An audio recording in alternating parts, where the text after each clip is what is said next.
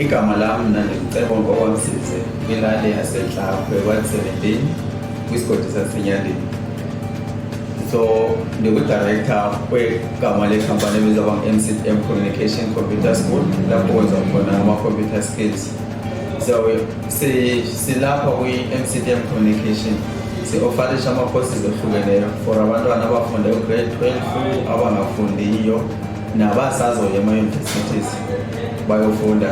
So ikhompyutha ibaluleke kakhulu kubo, iyabancedisa. So ikhompyutha isi-skill iphinde kwayi-knowledge, iyancedisa ebantwini abasha kakhulu. So isikolo sethu si-accredited under MICT Center. So isizathu soba sivule ibranch ebizana accredited just because most of our computer schools ebekhona before likhula ebengekho accredited, ebe-offerisha only ama-short courses e-computer like 3 months no 6 months in computer literacy. So thina we offer 3 months no 6 months of computer literacy and also in national qualification in computer literacy, which is called to end user computing in NQF level 3 in 110 dedicated credits. You're a national qualification with computer. Ukufunda esikoleni esi-accredited kubaluleke ngoba usuke ufunda esikoleni esisemthethweni for issue certificate. Than if ufunda esikoleni esingekho accredited, kuyenzeka sometimes if u-apply i-post kuthiwe hayi wafunda esikoleni esingekho emthethweni kufanele uba umosha imali yabazali bakho khona. So nayo into esihluke ngayo thina kwezinye companies. So si-target nje abantwana abasha isikakhulu. And we have the cashier course, which is a short course that only 2 weeks duration, a 750 kuphela ufumana certificate. And the first years abantu kubelula bakhona ukufumana umsebenzi kwi-store like KFC, no Spar, no Boxer. Even now sinama-student bethu befunda ukuthi asebenza ShakeSafe, Spar, ukuthi zonke nje izinto lapho ebizana.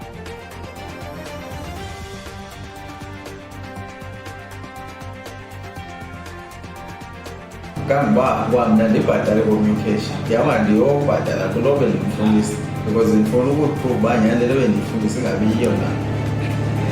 Even naye bebesenza ikhompyutha ndinabo futhi abasebenzayo kwe-business and technologies bayenza online application for abantwana aba-aplayela izikolo, bacreatela abantu ama-CV, bedizayina ama-templates, ama-pamphlets, banners and also ezinto zisetshenziswa kakhulukazi xa kukhona imingcwabo. Yes, ndinibelela but bona badizayina yonke laa nto. So I'm happy ngokubona abantwana bam bephambili. So mna ndibona i-progress emsebenzini endiyenzayo. Since ilizwe selishintshile ke ngoku wonke umntu kubalulekile abe nayo i-computer knowledge.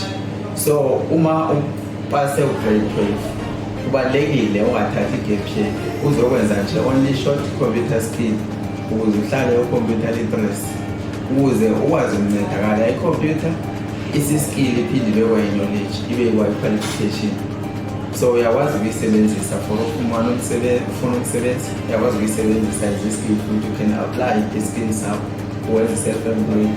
So umuntu omsha kubaluleke kakhulu ayenze i-computer, angahlali phansi because le lizwe lishintshile, sizophila kwi-14th revolution, zonke izinto zi-digital.